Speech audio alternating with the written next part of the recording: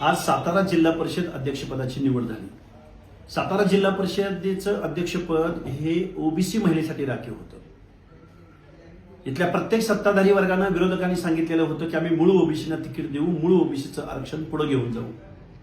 पण परत एकदा सातारा जिल्हा परिषद अध्यक्षपदाच्या निवडीमध्ये मूळ ओबीसीच्या आरक्षणाचा मुडदा पाडण्यात आलेला आहे।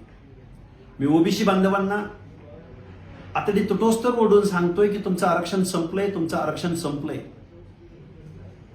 ज्या भाजपनं आमचा डीएनए ओबीसी आहे असं म्हणून तुमच्या तोंडाला पानं पुसली, त्याच भाजपनं आज जिल्हा परिषदेच्या अध्यक्षपदी प्रिया शिंदे नावाच्या मराठा कुणबी सर्टिफिकेट असणाऱ्या बोगस ओबीसी दाखला असणाऱ्या व्यक्तीला साताऱ्याच्या जिल्हाध्यक्षपदी निवड केली। ओबीसी बांधवांनो, तुम्ही झोपा काढा। तुमच्या आरक्षणावरती बेकायदा दाखले काढून, सुप्रीम कोर्टाची मनाई असताना दाखले काढून 2 सप्टेंबरच्या GR अन्वये ओबीसी आरक्षणावरती ताबा मारण्याचं काम, बेकायदा ताबा मारण्याचं काम आज बोगस सर्टिफिकेट काढून इथले राज्यकर्ते लोक, विरोधक लोक आणि मराठा बांधव करत आहेत। तेव्हा ओबीसीनो झोपा, आमच्या तुम्हाला सदिच्छा आहे।